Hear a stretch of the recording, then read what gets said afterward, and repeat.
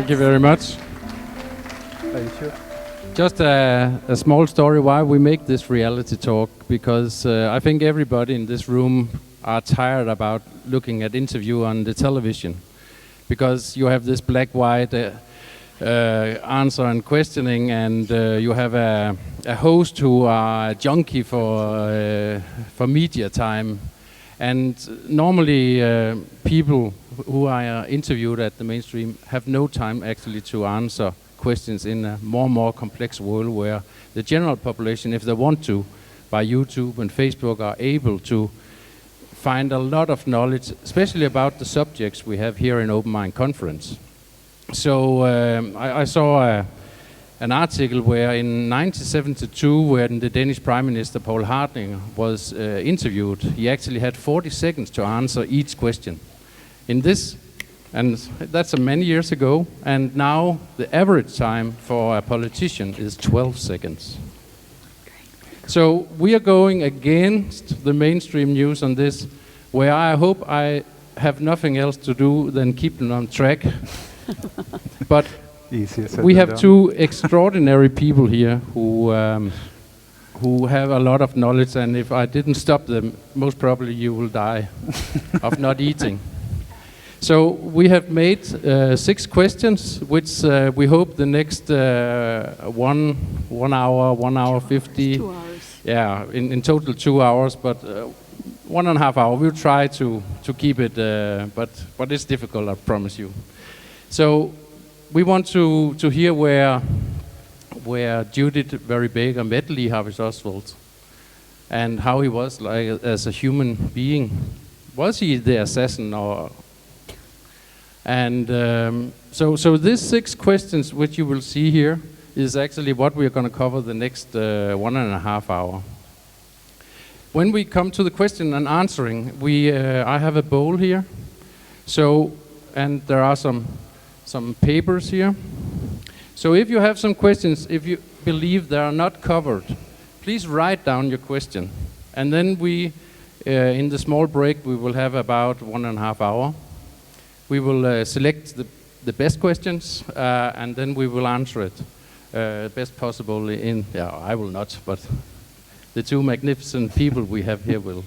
So let's give them a warm welcome again. Thank you.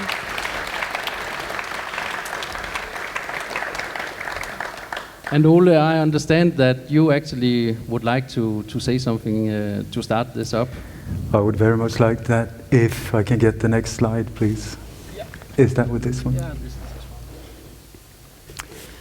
is I would just like to say, some people consider this beautiful lady a traitor, somebody involved in planned assassinations, planned bioweapons against leaders of nations, attacks, whatever, a fraud, a liar, a cheater, and also somebody that had was it 40 bites of bed bugs? Yes. I think so. Yeah, they accused me of being bitten by bed bugs as well. Yeah. She's been accused of being blind as a bat, and that's true. And all of these things. I would like to turn that around. I just want to say I've spent a major part of my life looking into top assassinations, one of them being the JFK assassination, because I believe that there are 2 events in modern times that have changed this world more than anything else. 9/11, the Kennedy assassination. These 2 have totally got us off track. And I would like to say that a while ago, Judyth here, she told me, please don't ever say that you're a friend of mine, because that is not a joke, because people that have been her best friend have lost their lives because of it. They've got their names, their careers, their lives destroyed for connections with her. With that in mind, I would say, I am very proud to see Judyth as one of my best friends. Thank you. And also, She is, in my world, she is not very tall. She has the courage of a lion. She is, I mean, what this woman has gone through, you cannot even get it into a major movie because you would think that is just a joke. She's had to go through everything you can ever imagine. She's the only one alive that was part of many of these things. Everyone else have been murdered, killed, terminated, destroyed, and still she's here with us today. I would salute this woman as a true hero that should be held in a Stop, just stop, no, stop. No, but that has nothing to, it is not for you to stop that. But this is what a true hero looks like. And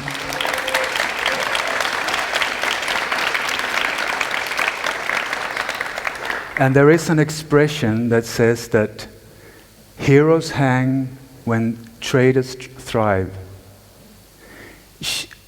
The love of her life is an example of that. We have been presented the name Lee Harvey Oswald as a lone crazy assassin that killed one of the most important people of the last century. The love of her life, I hope that after an hour or two here, that you will have got a personal connection with and see the bravery of that man, what he did, how he can totally aware of what was going on, totally aware months ahead before it happened, that he was the planned patsy, still went through it, knowing that he would have to sacrifice his life. That's hard to wrap your mind around, but stick with me and you'll see what I'm talking about. So with that in mind, I so would like to thank you for being here. And I feel totally honored. So let's get going. Let's go. So we have the first question is which is about your love story with Lee Harvey Oswald. Where and why did you meet? Always the first question is that. I ought to have a tape recording and just let this sit and want to do it, you know. I met Lee 11 or 12 days before I was supposed to get married. And my fiance, we now know, had Asperger's, and he was, while he was mechanically great with sex and things like that, on the heart side, he couldn't say I love you or anything. But because he had an IQ of 186, and it was hard for me to find anyone compatible with my IQ, and he was tall, and he was cute, and looked like Superman with his glasses off. My brilliant brain said, he's mine, you know. That's why I want that. And of course, we needed birth control pills, and you couldn't get them at that time unless you were married. So I said, oh, well, you know, I have to go. I've been asked to come to New Orleans. I'm going to be entering medical school 2 years early. A little background, just a little bit. I actually induced cancer in mice in only 7 days. They had not done that. I did that at a dirt poor chemistry and biology lab that my high school built for me. But we had 2 Nobel Prize winners, and Dr. Harold Deal of the American Cancer Society, Dr. Alton Oxner, come and visit the lab, and they closed it down. It was so dangerous. They sent me to New York, Buffalo, New York, for training with Dr. Grace, and especially with the head of the department of the whole institute there, of the Roswell Park Institute, in his private laboratory. Dr. George Moore. I worked with bacteriophage, and please come if you can tomorrow so I can tell you how we could have cured cancer in the 1970s. Instead, we pay a lot of money to Big Pharma, and I've watched so many people die who shouldn't. They don't like me talking about that either, okay? But anyway, here I am in New Orleans, and this man is supposed to come to marry me. If he doesn't, it's okay. I've got Tulane. I'm going to do well. I'm going to be working with Dr. Mary Sherman, she was the most famous at that time female oncologist maybe anywhere at any time. They're still quoting her. some of the work she's done.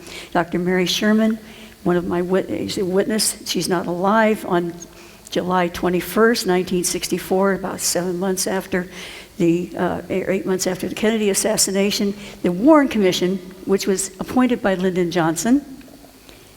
Now get this, the government, if the government's involved, they use the government to tell everybody the government didn't do it, okay? So here's the Warren Commission. It's been appointed by the man who became president, and among them is Allen Dulles. Dulles is the one who, he was the head of the CIA, and he's on the Warren Commission. Kennedy had canned him, had fired him. He's there to tell us that it wasn't the CIA that was involved. They love him, right? Okay? But besides Dulles and all these people, we're looking at the Kennedy assassination and who caused it. It's supposed to be a lone nut. So I'm going to go there first, but right now, how did I meet Lee? I'm going to the post office looking for a letter from this autistic man who says he's going to write me every day, I love you, and there it isn't there.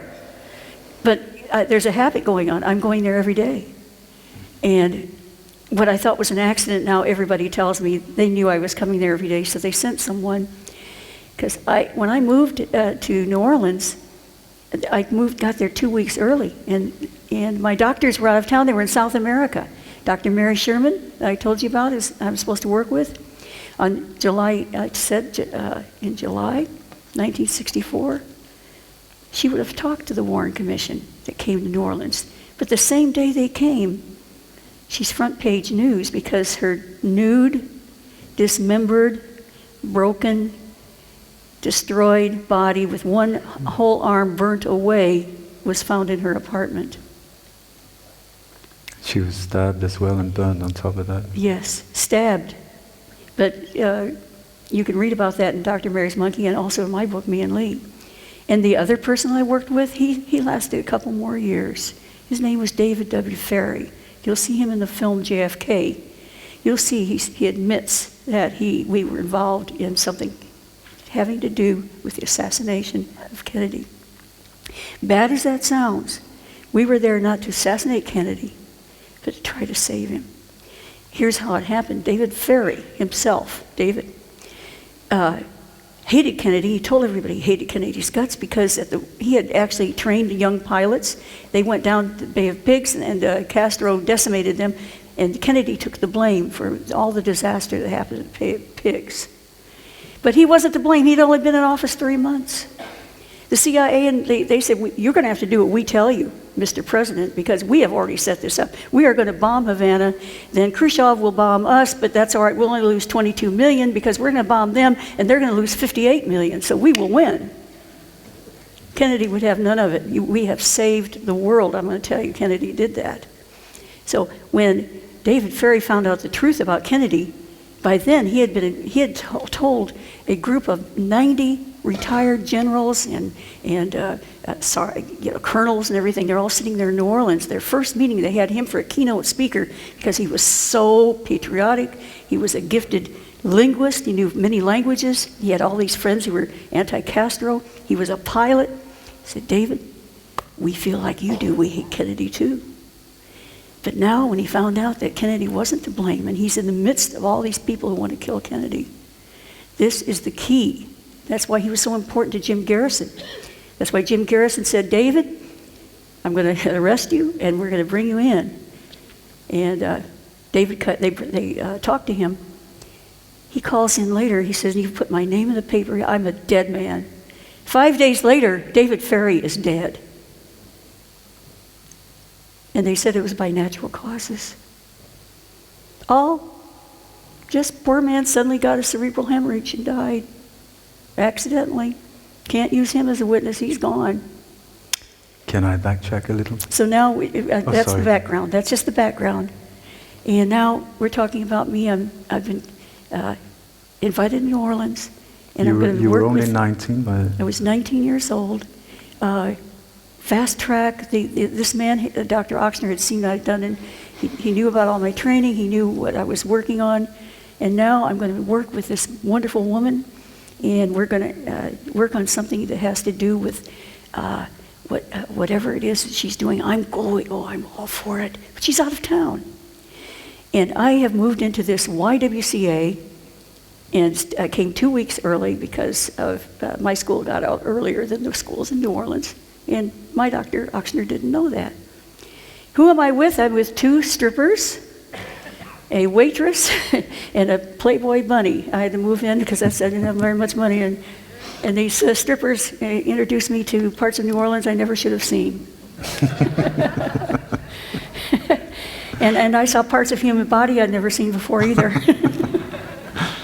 So this is the background. We now believe that Lee Oswald was sent because he's a young Marine, nice-looking guy, not happy with his marriage, but someone who was available there at that time because he was also working on this project we didn't know to kill Castro. The CIA finally told us a couple of years ago, yeah, we worked with the Mafia, tried to kill Castro, you know.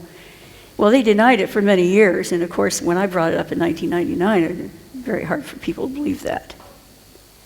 Okay, so here I am in New Orleans. I don't know all this that's going to happen to me. All I know is that I didn't realize how untraceable an asset I was, how easily thrown out I could be. They get rid of people if they don't want them. But Lee Oswald was sent to protect me because I was getting myself into mischief accidentally. I mean, I saw more men vomiting 6 or 7 days in a row there than I'd ever seen in my life before. Because the Playboy bunny or the strippers, their boyfriends they're taking most of their money and they would get drunk and so on. This is a side of the world I had never dreamed existed. Now, Lee, I'm there at the post office and I have rolled up under my arm and there's a message that says, Jar Yo to Jar Ya. What in the world is that? It was a code. My fiance said, put that in the paper because we're going to elope. You're a Catholic and, you're a Catholic. We've got to make sure that my anti-Catholic folks don't know a thing about you. And I'll come and marry you. So he read that in the paper, but I kissed it and had lipstick on it and circled it and carried it under my arm. He saw those same words way over there in Florida. And, I'm in love with something. And I thought it was love. And I say, is there a letter for me? And they said, no. And I had a letter that I was to send to him. And as I did that, I dropped this that was under my arm. And this nice-looking guy behind me picked it up. Now, when I looked when he picked it up, with his he picked it up with his left hand because that was closest. He didn't have a wedding ring on. And I was thinking, wait a minute, I'm not married yet, and this man isn't writing me, and maybe he's never coming, and maybe he doesn't love me, and hi. And so when he picked that up, I said, Karasha, Tovarish, my terrible Russian, but I could read it well. I had been trained to do Russian, because so I could translate papers from the Russians. Why? They were getting ahead of us in cancer research, and there was interest in that cancer could be used as a biological weapon. This is stuff you don't hear about. Way back in the 1960s in the Cold War, it was important. He says to me, I just used that because I thought he'd say, what did you say? Instead, he said, it's not wise to speak Russian in New Orleans. He said it in Russian. I couldn't believe it. I mean, of all the people in the world, how in the world could we have somebody, standing behind you and he's cute? Okay, so that's my 19-year-old brain talking, And so when he said, would you like me to walk you home? I said, sure, and we started talking, and turned out right away he told me he's married. Why? Because I had bought this wedding ring so I could, I was trying to find a room to move out of the Y, and my husband-to-be, turns out to be a terrible miser. The man wouldn't let me buy new shoes, okay, or anything. And I'd already purchased a wedding ring, and when I thought he was gonna hold my hand, and he didn't. And I thought, what a gentleman, Then I saw the ring on his right hand, because he was on that side, and that's his right hand. There's the ring. He's married. And yes, he was married in Russia, because the Russians and the Hungarians and others, like I came from a Hungarian family, they wear their wedding rings on the right hand. So right away he told me he was married, and right away he wouldn't take my hand. I mean, I was just going to, grab his hand, because the steps and everything around there, the pavement was rough, and it wasn't trying to be forward. So he walks me home, and that's how it started. And it seems so innocent, but within 6 days, I started meeting some of the people that would surprise you. And I think the most important thing to understand is that because of the funny message under my arm, the fact that by then I had tried to get a job, I got a part-time job at, it was called Royal Castle, but it was way out in the middle of nowhere, and I only worked there a couple hours. And it was right next to Carlos Marcello, the Godfather's, his own offices. And Bobby Kennedy's people were surveilling Marcello at that time. They wanted to send him out of the country. They wanted to, arrest him. They had already deported him once. Marcello wanted to kill Kennedy. He was so angry. Why am I mentioning this? Because when Lee sees me only out there a couple hours, and I say I'm here to work with Dr. Mary Sherman, David Ferrie and Dr. Mary Sherman were working together on this biological weapon, and because she was out of town a lot and he was getting busy, they needed an assistant. And when I came, Dr. Oxner was out of town and couldn't tell him I was supposed to work in Dr. Mary Sherman's lab. Mary was with him. She couldn't. All was there was David Ferrie, and when Lee talks to David Ferrie, they're told to pick me up because I've got a problem. That's what it turned out. They picked me up, and they thought I was the assistant to help them. When originally they were just supposed to watch over me till the doctors got back, and I was supposed to be on the side of the labs and what they were doing. I wouldn't have known any of this stuff, but they were out of town. They misunderstood because I had this cryptic stuff, and because I was out there where Bobby Kennedy's men were, and because I knew Mary Sherman, who was on this project, they thought I was the assistant that was supposed to help on the secret side. Within 11 days, they had accidentally told me so much that I had to be on the secret side. By then, my doctors were back, and it was too late. So you can read all about that. And when I learned that we were in a project to kill Fidel Castro, it was absolutely, this is verified through talking to Guy Bannister. You can see him in the movie JFK. I actually met him. I wanted to find out whether all this was legitimate. Yes. And we also have witnesses that have proven that Lee Oswald was working with Guy Bannister. You're not going to hear any of this from the government. They never interviewed me, and they didn't interview a whole bunch of other witnesses. So to make the story, I made it very long. How did I meet Lee Oswald? You see why I want to make a tape recording? So let's go on to the post office. Yeah, met at the post office. That's right. That's the short version. But Judyth, don't you think that he approached you as sort of like a controller, a CIA handler? Yes, he told me that he was my handler. Okay. Eventually, that came out. Now, if we go to the first slide, if I have you don't like this? I didn't know it was there, but I have very bad eyes. Where's the control? Blind as a bat. I am blind as a bat. That happened because of the so-called accident I was in. Okay. Oops, it's not showing where are the words? How come the words are not showing up? No, back up to the next one again.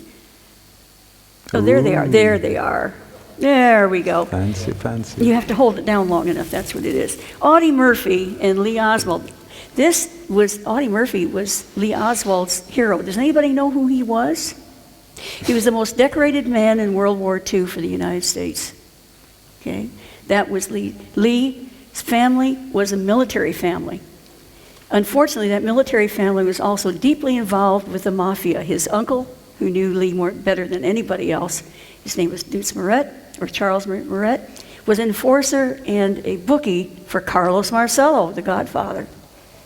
Lee, at the time that we're talking about, 1963, had returned to the United States after being a defector.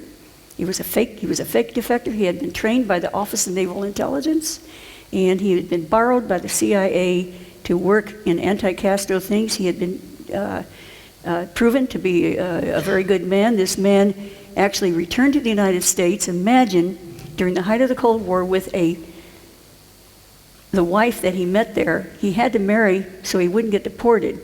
You may know of other marriages like that happen to Russian women so they can stay in the country, right? In this case, it was Lee trying to stay in the USSR and married, and he liked her, of course. And she was a pharmacy student, and they decided to have a baby and bring the baby to the USA. That was not his original plan. He was kind of trapped, okay? He got her back to the USA with his baby in the height of the Cold War with a loan from the State Department. In fine print, it says only given out to good American citizens. So when you hear that Lee Oswald renounced his citizenship to the United States, and he did, everybody said so, it's in the records. I have renounced my citizenship, but guess what? When he said that, he was in the U.S. consulate there in Moscow with all their bugs picking it up, but he never signed a paper. It was just all mouth.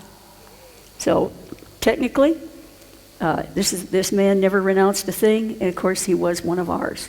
He comes back, and they're going to assign him in Dallas. I don't have time. You have to read the book about how he ended up in New Orleans. He did not shoot at General Walker. Later they would blame him about this, that shot. He does move to New Orleans. Soon his wife will follow. In the meantime, we met, and that was chemistry and more. I can't even express. So who was this man? Let's go on to the next one. Will this do it? Let's see. All right. Now, who is the, I'm not going to hold it down long enough. There we go. Leslie Howard is a Scarlet Pimpernel, another one of Lee's heroes. He kind of fancied that he kind of looked like him too, you know? That's why I put the picture there. Who was Leslie Howard besides being a Scarlet Pimpernel who saved people, pretended to be what he was not? What Lee Oswald is, you've been told in the world that he was a communist, that he hated Kennedy or any of the other things you ever heard, they're not true. It's just like the Scarlet Pimpernel pretended to be what he was not, and pretended to be a fop and worthless and all that when he was brilliant and saved people's lives. I said, Lee, you love the Scarlet Pimpernel and you liked Leslie Howard. I said, did you ever save anybody in the USSR? And he said, I believe I did. That's all he ever said. He never would exaggerate. Now, why am I bringing up the Scarlet Pimpernel and Lee at this time? Leslie Howard wasn't just an actor. He was also a spy for the British government. And he was shot down and killed, okay? So we're looking at people that Lee admired who actually were maybe more than they looked like. I mean, Audie Murphy looks like a little kid who wouldn't hurt anybody. And, okay, now, how about this? Herbert Philbrick, I Led 3 Lives. Now, if you see an anti-communism rally, it says if I remember what it reads, I can't read it, but it was something like they're talking about the communist strategy to conquer America. You can't get more anti-communist than Herbert Philbrick, but who was he really? He was a communist. He was infiltrating a communist plots in New York, and what he did, excuse me, hello? Somebody's talking, okay. I'm kind of sensitive to whoever's talking right now. I'll wait till they're finished. Is there any way, are they finished talking? I have no idea.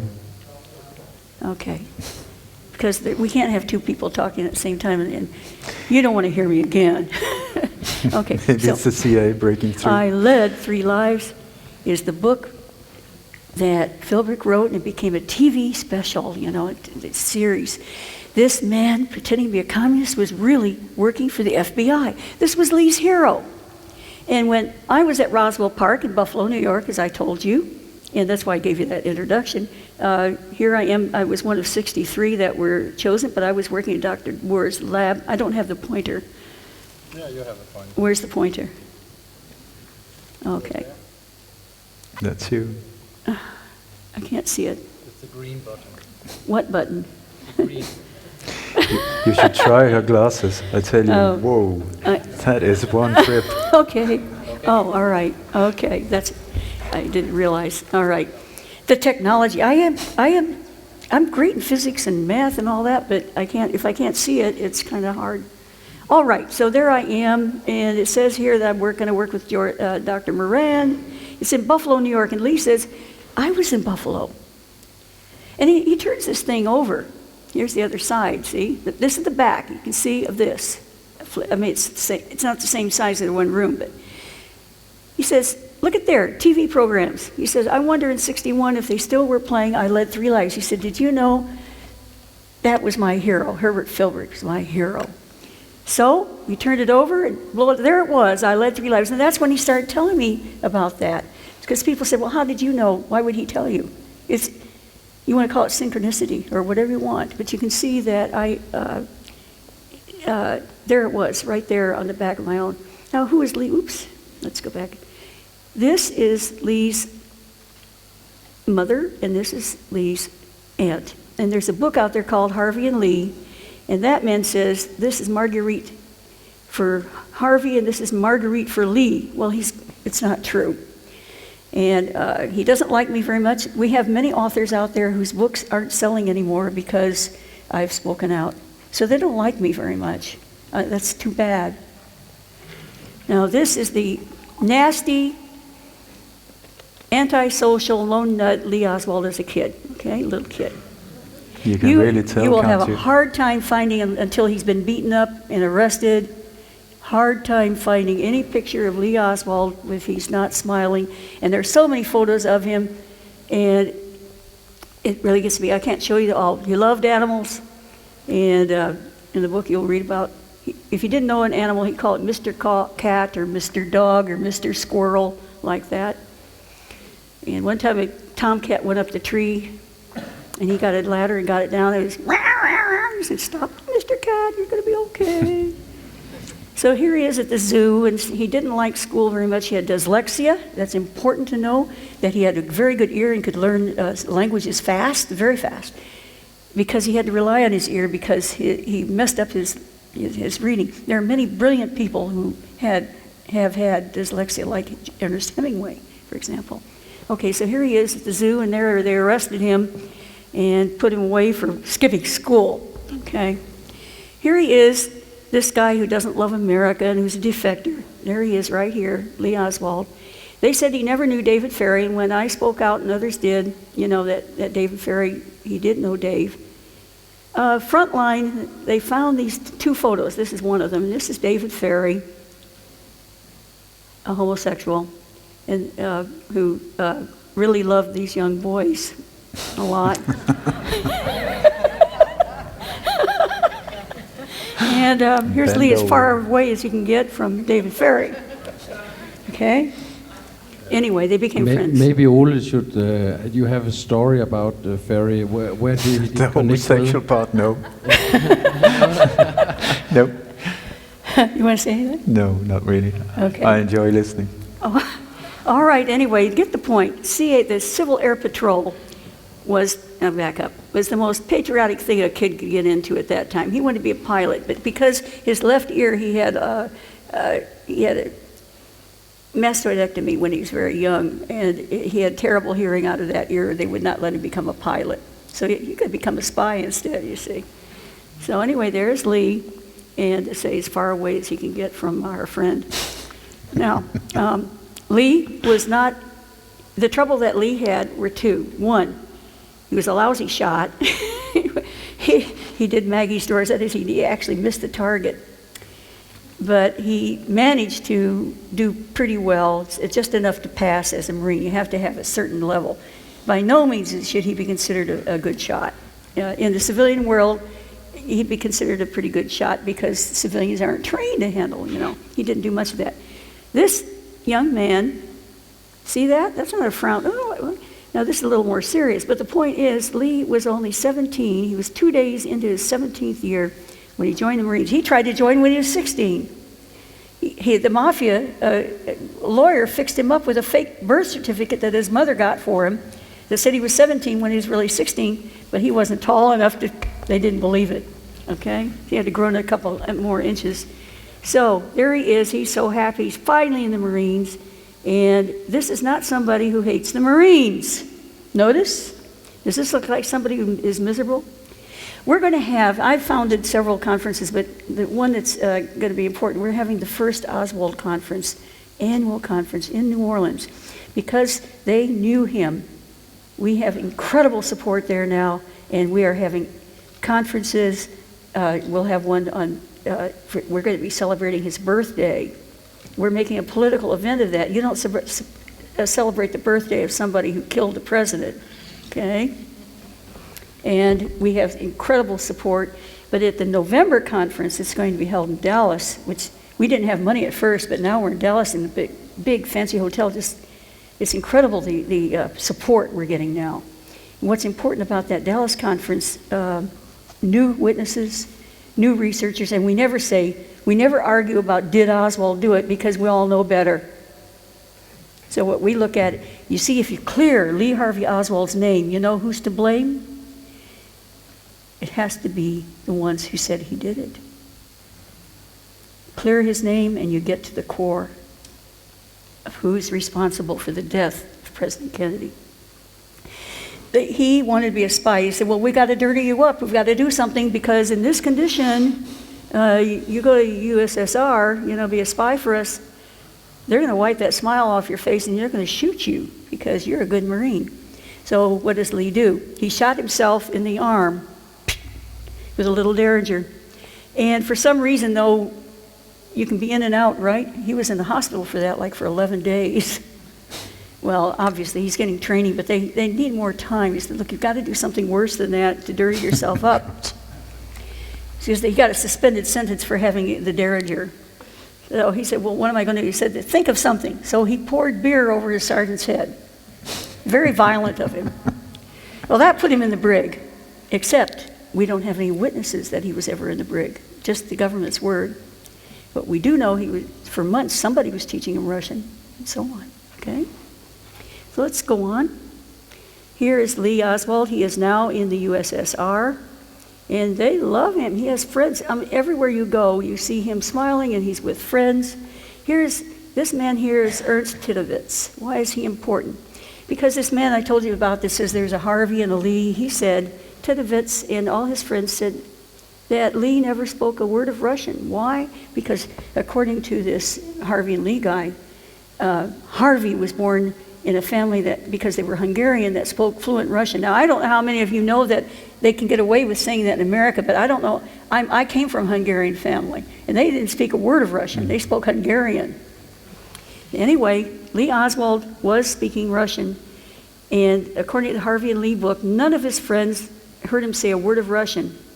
So when we brought Titovitz to our conference, okay, in Dallas 2 years ago, he stood there with his face flaming red, and he said, I can't believe that man said that.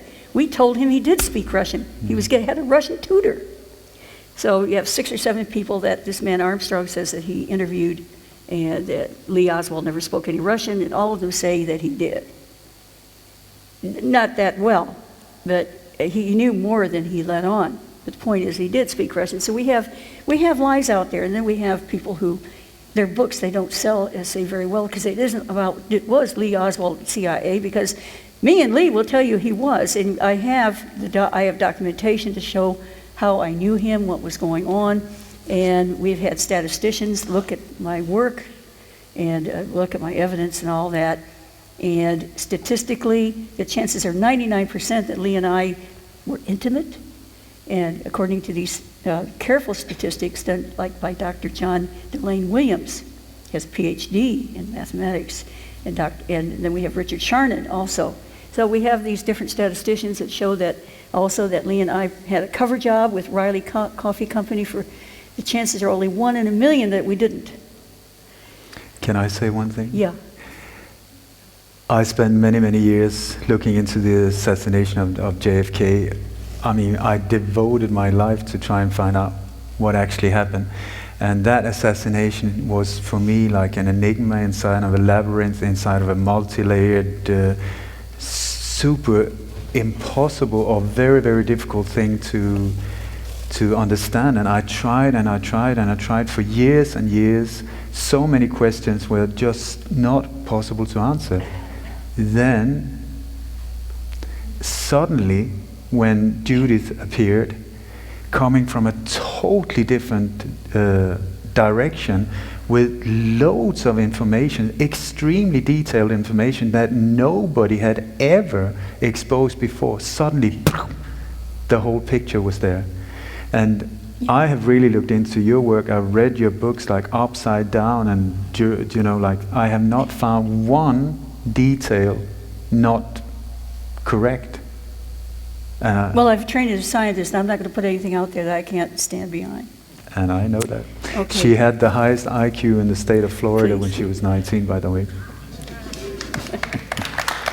Stop! I've often said, if I'm so smart, how come I'm so poor? Okay, anyway, because I do have my... Driven by love. Here's this ugly guy who's antisocial, and here's one of his cameras. This is a Sierra camera, and it's a realist, they call it in the United States. It's one of the best cameras you could get at that time. But more important than that is this is a Minox. You see these fingers? Okay, this Minox is the size of a half of a candy bar. It is a spy camera, but it's also sold to German citizens and a few others at the time. We have that in the National Archives, but they filled it with glue, and you can't see the registration number. If you could see the registration number, it might show that it was a spy camera issued by the United States instead of to maybe a citizen in Germany or something, okay? How small is the Minox? Here's a wrench, and here's the Minox hidden in the wrench. See that? See these? These are not bullets. One person is angry at me and says that those were bullets that Lee Oswald fired from the Minox at people. Actually, these were cylinders that held film, and they were stomped into the ground like that.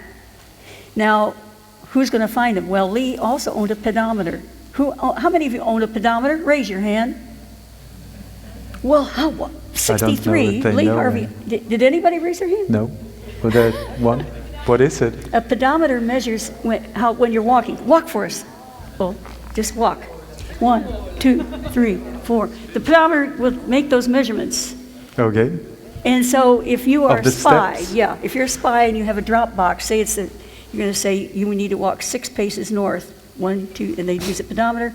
They look down, and there is the film in the ground stuck in with these bullets. So you need to train the Yes. length of the steps. That's right. With a pedometer. They know the length of the step, right. I need one. So Lee Oswald has this, but he's not a spy. He has a Minox camera. He's not a spy. He had the materials to make invisible ink, but he's not a spy. He has a list of so many things that show that he's a spy, and they're right there in the Warren Commission's list of the possessions of Lee Harvey Oswald. But they say, no, he was a wannabe. He wanted to be a spy. That's why he had these things. Okay. Now, I showed you those photographs, and what I didn't tell you is he also had a camera that could take 3-dimensional pictures. That's how good he was. And here you see, he calls himself, and this is his passport application, and he calls himself a photographer for a living. He wanted to be a writer and a photographer. Why would a photographer make these backyard pictures of himself using his wife to do it with a cruddy plastic camera that didn't even have a viewfinder you could use here? You had to put it at your waist and it showed it upside down. It was made inferior pictures, but you know what? It was found in the garage where he had stored other things, and of course it had to be his, right? Robert Oswald, Lee's brother, defended Lee after his death and said, no, he couldn't have possibly killed the president. And then he drove Marina Oswald out to the grave some 6 weeks or so after. I think Marina broke down and started crying. He puts his arm around her to comfort her, and they take pictures of it. And suddenly, Robert Oswald says that Lee Oswald killed the president. Did you get that? You understand? We don't think they had a relationship with Marina, but it looked that way. Suddenly he says that. Suddenly he finds in somebody else's garage, it was not his, he finds a camera he says that Lee gave to him before he went to Russia. And that when he came back, Lee wanted this camera back. Now let's forget about that. He had these 3D camera. He had the Russian Sierra, camera that he called himself a photographer, that he wouldn't want something like this. Anybody in here into photography? Well, even if you're not, you know that you can have very good cameras, or you can get a throwaway camera. Would you get a throwaway camera to make the most important picture, supposedly, of your lifetime, showing that you have weapons and that you want to kill people? And to supposedly send them off to, they were supposed to be sent off here and there, and they never were sent. Of course, they suddenly show up. Lee was still alive when they showed this. By the way, have you ever seen anybody lean like that? We believe, of course, that this man was leaning against this. Right across here, there's a crease, if you could see it blown up. And that crease is very interesting because Lee said, Lee does not have a square chin. This does. Lee had a pointed chin, not a square chin. See the difference? There's Somebody also, else. There's also a major problem because the body belongs to a Dallas police officer called Roscoe White. Roscoe White. So yeah, and apparently we they were believe there at that's the so, same or time. Either Roscoe Chop. White is in the picture or White took the picture because where there's a lot of association. No, but there's a See this? his broken wrist. See this? Yeah, the exactly. broken wrist, right. See these fingers? If we blew this up, which I don't know how to do with this You thing can't here, do it. you'll see that they're cut off. The fingernails are all gone. They have apparently cut this off so they could slide this in this photograph. The trouble is, see how they're cut off? See these? These are two newspapers, and one is a Marxist-Leninist paper, and the other is a Marxist. You know the difference? If you know the difference, you know it's like having a Republican and a Democrat. Newspaper and saying, look, this is why I stand for. So they didn't even know, because they're stupid, especially in America, about stuff like this. Split personality, maybe. Do you see this? Can you hear me? Okay. See this? When you know he is supposed to be 5 feet 9 inches tall, and you see this? They found that these papers are about 4 or 5 inches taller than they should have been. So they took a picture of this, but they didn't squish it down to the right size. So they're too big. It's also the length of the rifle doesn't match either. Yes, the length of this rifle is 36 inches, and yet the one they say that he ordered was 42-inch long rifle. There's something more going on here in this. You see this shadow here? Well, that's from the sun, right? So what about his face? But we have two suns in this picture. See that nose? Lee said himself it was pasted on. He said, I'm a photographer. He said, that was pasted on. Well, let's look at it up close now. Now there's the real face. That'll be posted on there. That should be pasted on there. Okay, this is what I would have done with it, okay? Okay, just to get a little humor in here. All right, then we have these. And what's interesting about this especially is the size of this head. If I had these pictures at the same size, if I have the pictures at the same size, these heads are the same size, even though one body is shorter than the other. Paste it on, my friends, paste it on. And gosh, why in the world did the police department, how come they found this in the police department's drawers? They were lucky. They said they were just fooling around with the picture to see what they could do with it. Oh no, Lee Oswald made these pictures, had his wife do it with a credit camera. When they accosted her, she has now said, in later days, she said, they said they would deport me if I didn't cooperate. And it would have left her baby behind, 6 weeks old, born in America, would not have gone with her. Do you think she was going to do that? No matter what she said, if they wanted something more, she would add. Because at first she said there wasn't any rifle, and that is the absolute truth. The only people ever said there was a rifle, besides Marina, was his handler, George de Mohrenschildt, and his wife. Nobody else ever saw a rifle, ever, until we had the backyard photos, They had to put the rifle in his hand. But what's interesting about all this, let's go on. The rifle that's supposed to have killed that Lee Harvey Oswald was supposed to have used, okay? That was supposed to have killed the President of the United States, which should be handled as carefully as possible for fingerprints. Here it is, before it's been, because they know darn well there are no fingerprints on it. They know there aren't any. But there's another problem with the weapon. The first weapon that was found was a Mauser. That's the right. second one that was found was a British Enfield, and then came number third. So they went for and the there's third also one. a rifle that was found on the rooftop of the Texas School Book That has Depository. not been identified as far That's as right. Yeah. So He was very quick. He was extremely quick, considering that He wasn't even there. We have Victoria Adams and Sandra Stiles, two young girls, as they are on record testifying that the minute they heard the first shot, they started running down the stairs. Okay, and as they did, they were on the fifth. You got the fifth floor, the fourth floor, the third floor, the second floor. That's where Lee Oswald was supposed to be. These were wooden stairs, people. Go ahead and walk for a second and stomp, pretending you're running down the stairs. I don't have my Just stomp, pedometer. stomp. You hear anything? You hear anything? They didn't hear anything. They did not hear Lee Oswald. Thank you, my friend. Isn't he great? But also there was a lift in the house, and just 1 minute before the shots were fired, the electricity was cut in the Texas school so the book lift department. doesn't work. So the lift didn't work.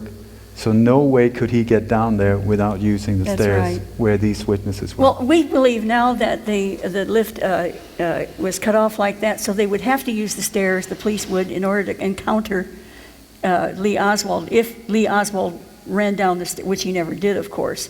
But the point is that they wanted the police to think that they didn't have to worry about looking anywhere else, they could go up the stairs. When they went up, of course, they didn't find it. Why? Because they found Lee Oswald on the second floor. And drinking a Coke. We have a deposition from, we have Roy Truly, who was there, the manager, but we also have, his name is Marion Baker, a man, Marion O-N, not A-N, okay? He runs in, he sees. The police officer. That's police officer. How is it, I'm going to tell you something that nobody's ever brought up before. He says, and we have a film showing him as soon as pigeons, well, are supposed to have gone off the roof there. He stops his motorcycle. Everybody else is running toward the grassy knoll. That's where they heard shots. Everybody, you can see the films. Some of the films are so damning that actually have had them issued backwards, so it looks like they're going away. But the original films show they're all running that direction. There's only one man that's going, he's going into the Texas School Book Depository, and he is a policeman with a gun, and somehow he knows to run right in there. And on the second floor, Roy Truly is with him, the manager.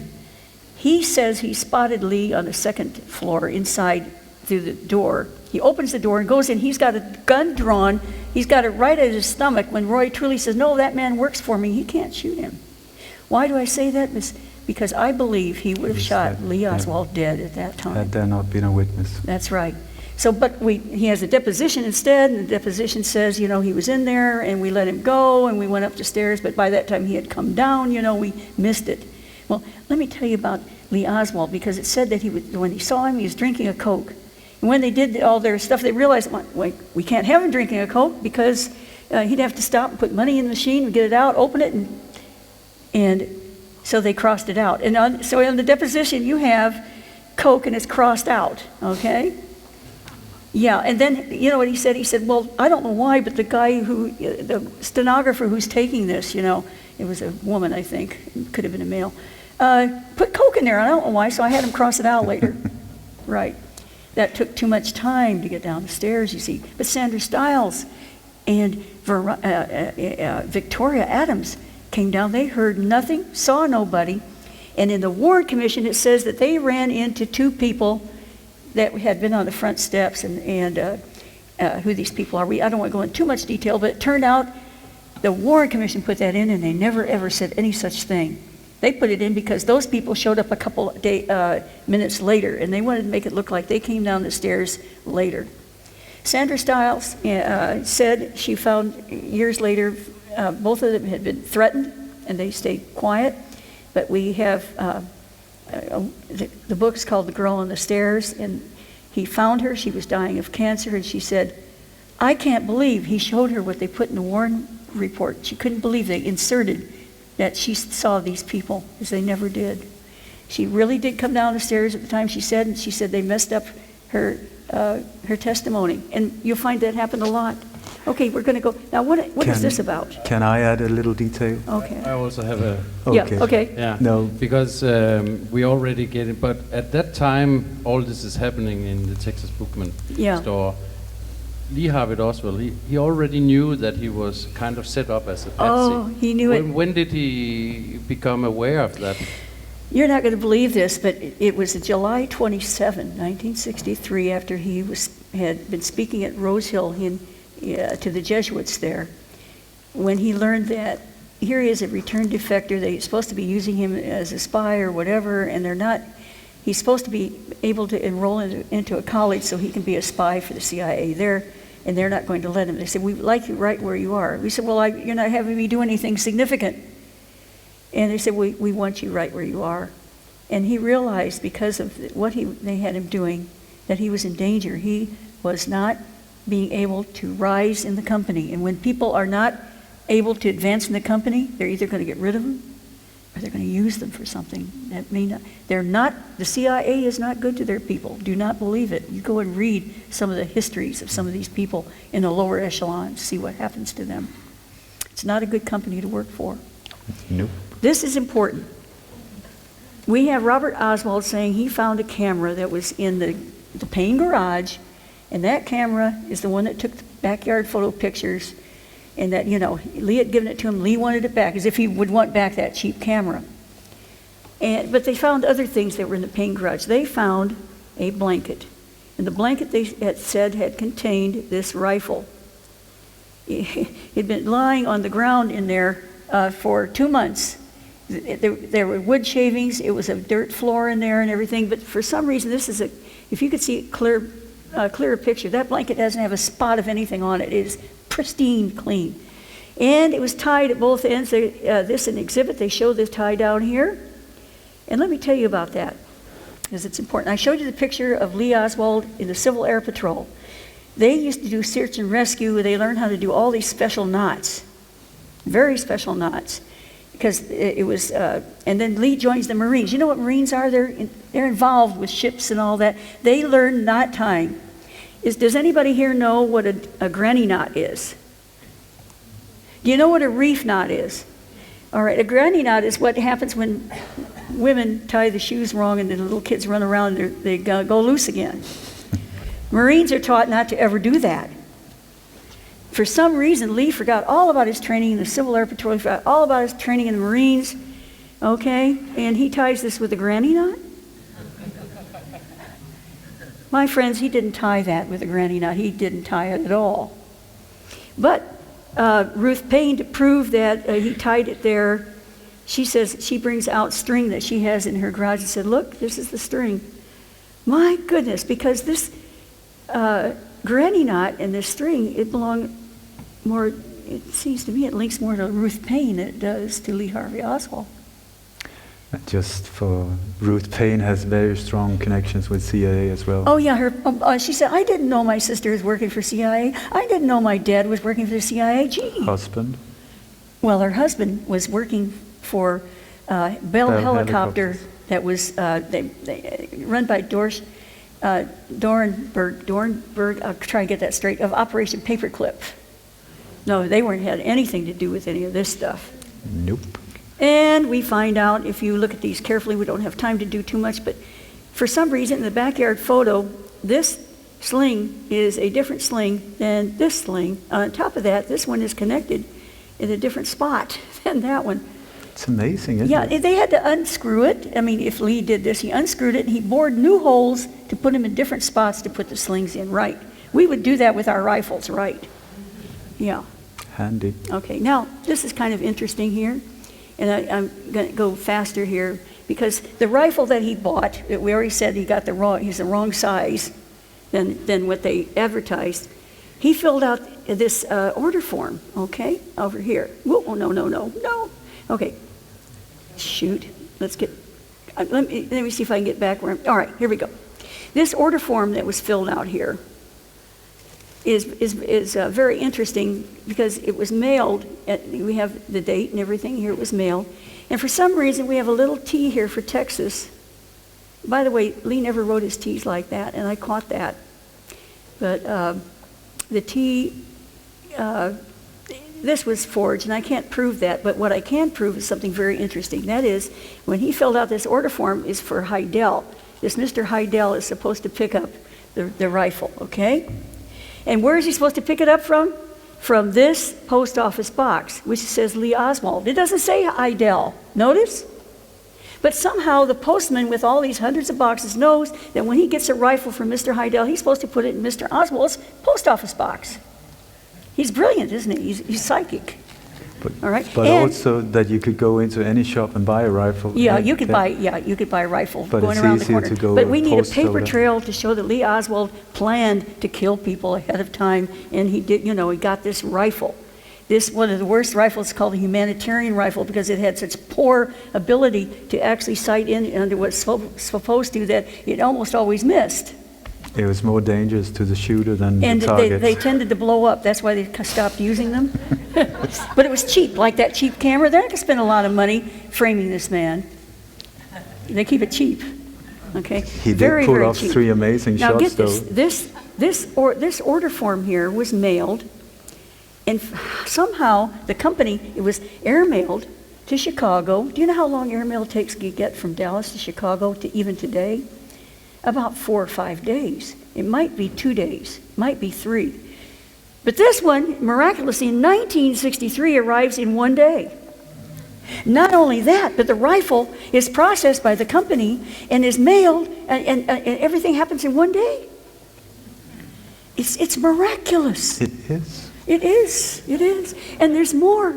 Yes, there's always more, okay? There's always more. It never ends. This mail order also had with it a money order. And the money order came from a bank. And, you know, it's like American Express would be or something like that. You bought a money order at the post office. Now, the post office numbers them, right? They always have a number so you can identify them. Say the number in February. He bought this supposedly in March, okay? Say it was 99. By November, they've been selling them, and then what? The number's going to get bigger, isn't it? Say it's going to be like 300 by now, right? For some reason, the clerk there, it's very, very odd, because the clerk over there in Dallas post office, Lee doesn't get one that's like 99. The clerk has to go and rummage through all the way down to where around November and pull out one of those that says like 300, and that's the one that they have in evidence proving that Lee Oswald ordered a rifle in March. Got it? How interesting that we had. Of course not. In other words, that's all they had was the money order on top. All the other ones they didn't have because they were already sold. So we're at 300, and they couldn't get one from the March that was not filled out, so they took one that was from November and said it was from March. Now, this is another cute little thing that they did. This, by the way, these are trees down here. There's where he's supposed to have shot from. Here's where he's supposed to have shot Kennedy, all the way over here. Now, this is where the grassy knoll is, okay? Nobody shot from the grassy knoll according to them, right? No, he shot from here. He didn't go and shoot Kennedy from here when it's coming down along this way. Now, the Warren Commission had a problem. They could not replicate what was up there. You know why? Jim Mars will tell you why. Jesse Ventura will tell you why, and I will tell you why. Because if you put that 46-inch or 42-inch or 36-inch rifle and you try to shoot it there, it's going to hit all these books because it's supposed to be a sniper's nest, but there wasn't enough room for the rifle to shoot it like that. Not only wasn't enough room, but the window, you had to open it more to make the angle right. So what do? They show, this says book depository, okay? It says rifle test tower. What are they testing? They proved, to put this in the Warren Commission, that by shooting here in the street, 30 feet lower, they proved that Lee Oswald shot from up here and killed Kennedy. This is in the Warren Commission. But are you telling me that they would lie? No. I don't want to get in trouble. They had to move the books to try and do the same shot, and even then they couldn't get it. They had to open the window that much further. Here they're taking photographs through the window, okay? This is our You friendly... can't even hold the rifle. Well, you can't even hold it, and they had moved all the books out of the way. You see this? The only way you could have done the angle, this happens to be a pipe. See the pipe? He would have had to be at an angle this way to do it, and it would have hit the pipe. You can't make the shot from there, and that's why on all the reconstructions, you see them shooting from a cage or a box, okay? Not from the real thing, because somebody would notice. And not only that, but they're shooting at a target that's not even moving. Now, that target was not only moving, but it was also going downhill. You were seeing less and less of Kennedy all the time as it's going downhill. And the shots were fired in 5.6 seconds, which no one has ever The magic managed. bullet also, it's the only one in history where when you are hit from behind it, your head moves toward the bullet. Right. That's good physics. This is what they have fed to the American people. Okay. Now, what's this about? A little bit of information that you may not have known. This is a memorandum that was sent on the 22nd. Anybody know that that's the day that Kennedy was shot? These are people, these are the FBI, they are in Dallas. They're saying, we have these other people that hate Kennedy here. After all, they sent out wanted for treason posters and so on. You saw the wanted poster on me. Well, they had wanted poster on Kennedy. Now, they say, shouldn't we look at these people? This is the same day. Lee Oswald was arrested only an hour and 40 minutes after the Kennedy assassination. A couple hours later, we're talking about 4 hours after the assassination, after the arrest of Lee Oswald, and we have John, J N for John Edgar Hoover, JNH. This is sent to Hoover, Mr. Hoover, who's the director, okay? He says, not necessary to cover as true subject located. We don't have to look at anybody else because Lee Harvey Oswald is the only one that was involved, and we know this. Even though we don't have any of the evidence, it's on its way on a plane to the FBI offices and labs to be checked out. We know we have only one person involved, and it's him. End of story, and that's what they've told you for 50 years. Do you believe? Raise your hand if you believe so I can shoot you. Okay. Now, what about Lee Oswald? Suddenly, this mafia guy comes out, and his name is Jack Ruby. And Lee is being trotted out. He turns his head, and he sees Jack Ruby. He knows who he is. He turns his head and looks at him. We have that on film. Very interesting that when Lee is brought out, and I'd like to demonstrate with you two men, see if I can get you interested in doing something for me. Can you stand up, please? I think you're asking a lot. Yeah, we're gonna do a little thing here. Go over there. Now, we're gonna pretend that you're Jim Lavelle. I want you, here's what he did. Jim. Lee Oswald is handcuffed like this. Then this guy puts a handcuff on top of that handcuff. Now, you put this hand, if you can, on his belt to make sure he can't go anywhere. Like that. Now that's how he was walked out. Now on this side there's somebody else holding him on this hand. Mm-hmm. Now as that's happening, there are 70 police around, not one gun drawn, but here's what happens. I'm going to pretend to be a car. Now it turns sideways a little. Oh, by the way, this guy was everybody was wearing dark suits because it's November. But this guy was wearing what I call the don't shoot at me white suit. Yeah, don't shoot at me. Okay, so here we go.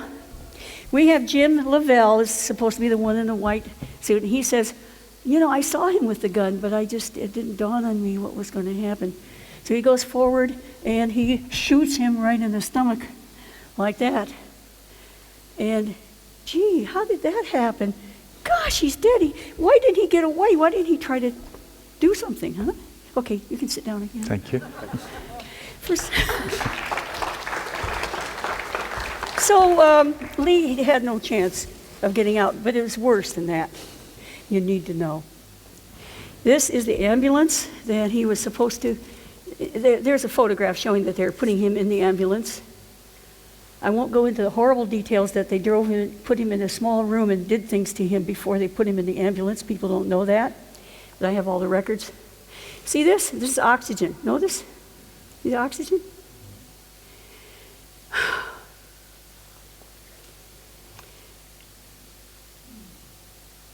I'm going to back up here.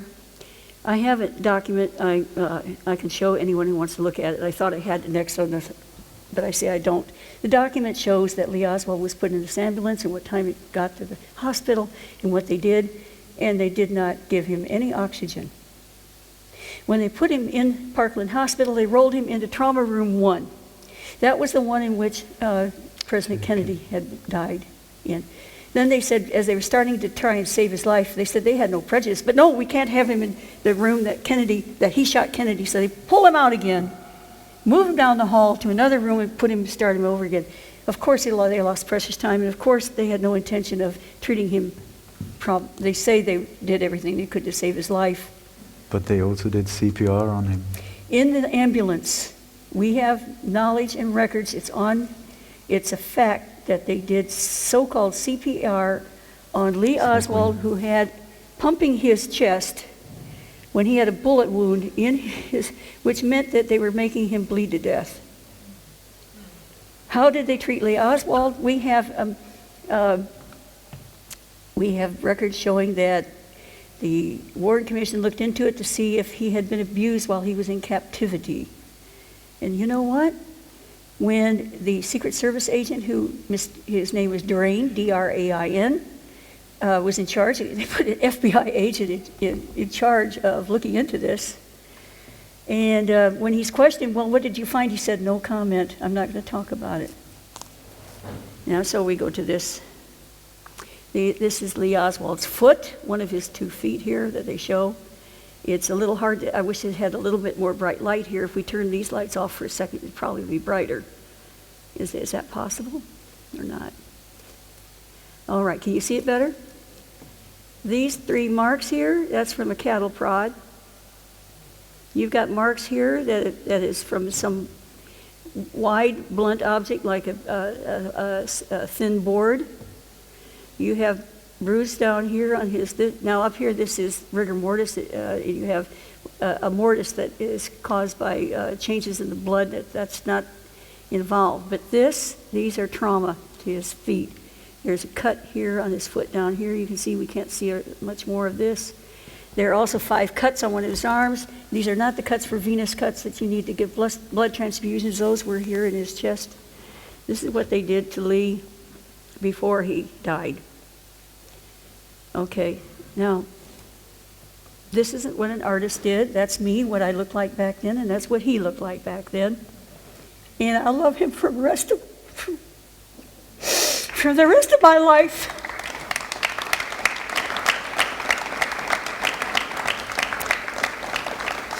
And I'm really grateful because Paul Wilson is showing human pictures of Lee, because all you've really ever seen is of him being shot and things like that. Okay, that's all I'm going to show here right now. And now for whatever questions you have. Yeah, we have to. Hello.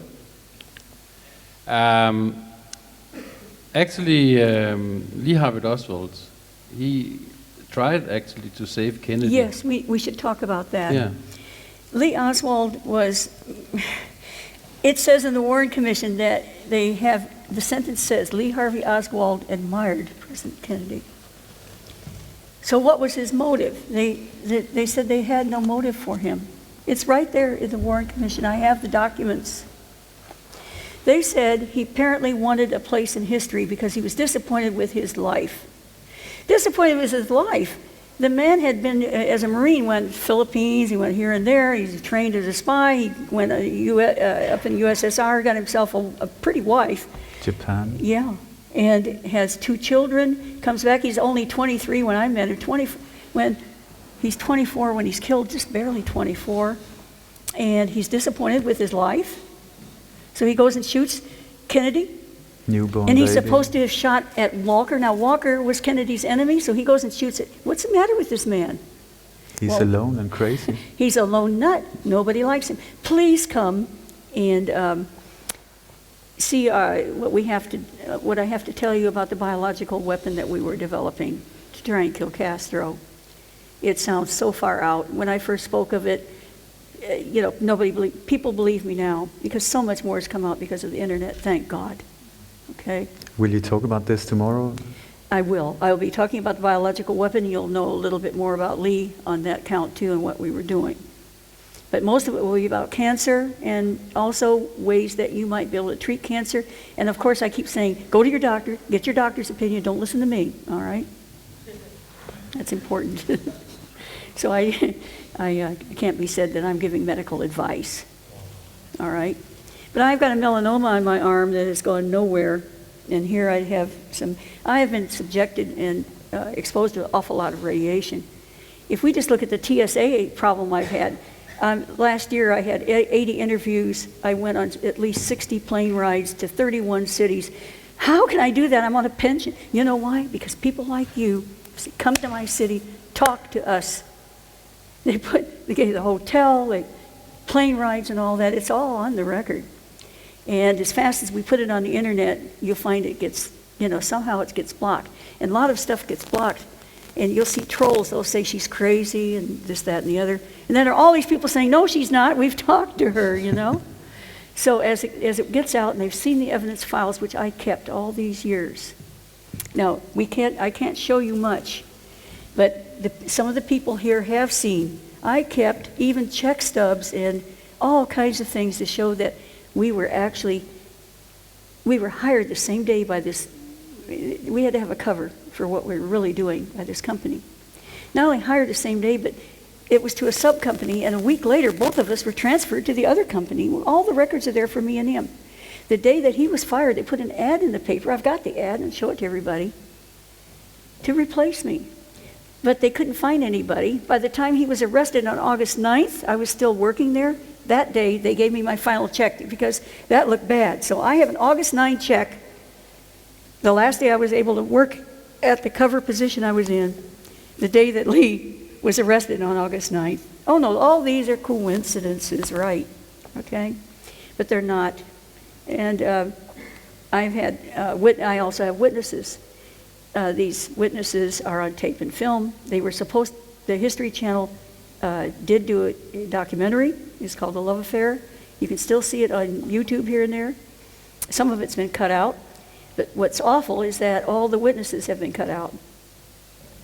It was shown 5 times on the History Channel and it was banned.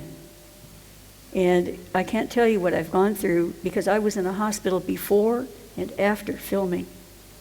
How did I get there? There's a man who's well known in the Kennedy researcher community as a very important man involved in the Kennedy assassination. His name, Jerry Hemming.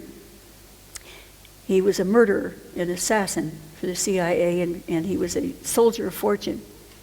Now, what's interesting is that I wanted to meet him. Lee told me, you can tell this man several things, and he will then believe you. All right? Why? Because Lee knew that he was going to die. The last time I talked to Lee was 37.5 hours before the assassination, and how all that came about is in the book. It's a 608-page book. It's an incredible book. We have a record in the Warren Commission that someone called, and the FBI has that record, someone called Lee on Wednesday. That was me. They didn't know who it was. She did not have an accent. That's me. I asked for the janitor, the new janitor at Texas School Book Depository. He wasn't a janitor. He was a clerk.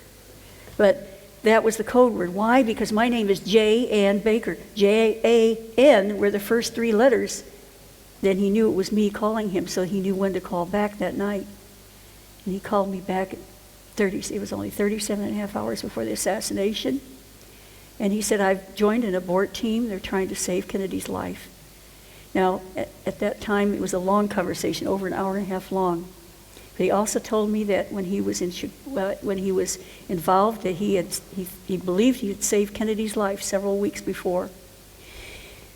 When I told people that Kennedy was saved by Lee Oswald, back in 1999, they said, yeah, you need somebody to examine your head. We don't have any record of that. But then in mid-2000s, in the mid of this decade, Abraham Bolden spoke up. He was the first black Secret Service agent. He's got all his credentials. He went to jail after saying the Secret Service didn't properly protect Kennedy. And we're trying to clear his name. He's a wonderful man. He's a friend of mine. And he says he stood there. He was part of it. It's in the book, JFK and the Unspeakable. I recommend that book, JFK and the Unspeakable by James Douglas. It tells you the real truth. And here we have a plot going on in Chicago, and the Secret Service is supposed to be there to protect Kennedy. The FBI calls him and says, stand down, Kennedy's not coming. Well, why? Because a man named Lee told them such and such, and they arrested these armed people that had guns and rifles, okay? Lee saved Kennedy's life. In Chicago, he had 3 more weeks to live. Once they got that under his skin, he wasn't going to let him go. Even though he knew he was in great danger, he had learned that Kennedy's coming to Dallas. There's a famous picture, maybe some of you have seen it. We're going to show it next time. It's called The Wink. The Wink shows, his name is Albert Thomas. They're on Air Force One. We have Lyndon Johnson, Lion Lyndon they call him, or Landslide Lyndon. He has his hand on, he has just been sworn in. Now what was he sworn in on, folks? When a president is sworn in, what do you put under his hand to swear him in? Bible, right? Well, Lyndon Johnson, he goes, fast as he can into Kennedy's room, and he finds this black Bible, right? And he brings it back, and that's what he puts his hand on. It was Kennedy's Catholic prayer missal. The man has never been so close to a Bible, he didn't know what it was. This is the man who, when he was in press conferences, who flipped out his private organ and set it on the table flat like that and says, if anybody can beat this, then don't listen to me. This is a very profane man who says, yes, we're really sorry that Kennedy died. We have photographs, films, and they're hard to see, but if you know your photography, you know what you're looking at. You can go to YouTube and it says, LBJ ducked. Before, they're just going around the corner. You have... It's a silver color. I'm going to sit next to him. I am Lady Bird Johnson. Now you sit up real tall, very, very tall. Now you got to get taller because Lyndon Johnson's really big, so get up bigger. There you go. So he's sitting in a car like that, and here's his little Lady Bird. All right, now I want you to slide down. Start sliding, because as the film goes, you don't see any more Lyndon Johnson. By the time the shots ring out, there's no LBJ. Plus the door on the left-hand side is open also. This is before the shots are fired. You know, the door on the left-hand side does not count. Anytime the pace of the cars went down too slow, they would open up and jump out. So there are many falsehoods out there too that people believe. It's not your fault. A lot of people believe this. But there is something about that parade you need to know. You have this midnight blue car that Kennedy's in, all right? For some reason, there are no Secret Service agents anymore, and for some reason, the policemen have been told to stay back. Don't be, guarding any of this. And we have Lyndon Johnson's aide tells Kenneth O'Donnell, take the bubble top off, make sure that damn bubble top is off. And I'm using the quotation. You can look it up, it's there.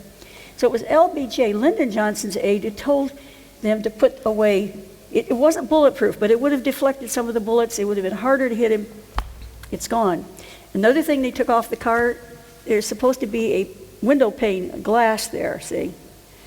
Oh, I could go on, and I don't want to get carried away that much. I need you to know who Lee Oswald was. He stuck it out. He said, if I stay, that will be one less bullet aimed at Kennedy. Because they would have replaced him with someone who would shoot. They needed a patsy, and they had a bunch of them. They had Mafia, they could do. They had to get rid of him because he knew too much, and he would have talked because he had guts.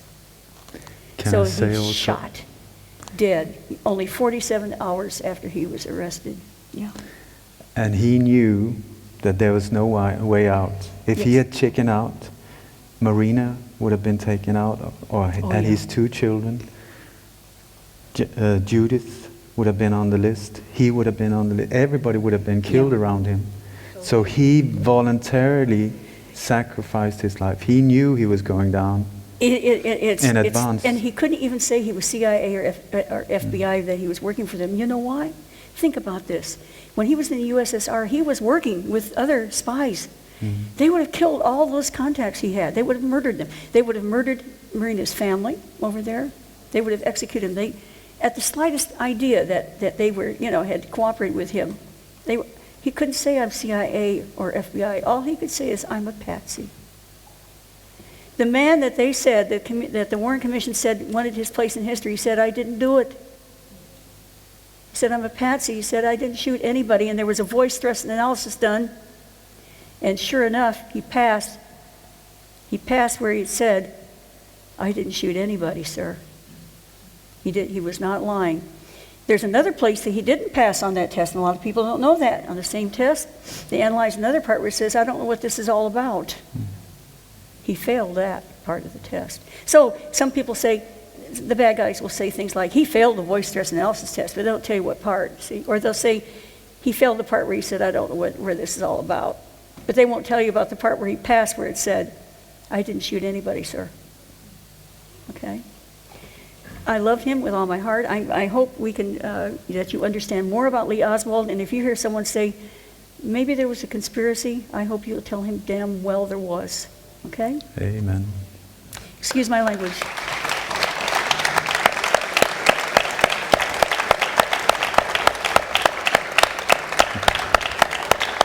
So, anything left? Yeah, I think Judyth, you fantastic, and you finalized everything. So we can take the break now, and you can, if anybody of you have any questions, you can write them down on paper and put them in a bowl, just will place there. Then we take 10 minutes, very short break, and then we'll be back to cover some more about this fantastic story. Thank you very much. Okay. Okay, so I'm just going to rest a few minutes. Yeah, you do. Yeah.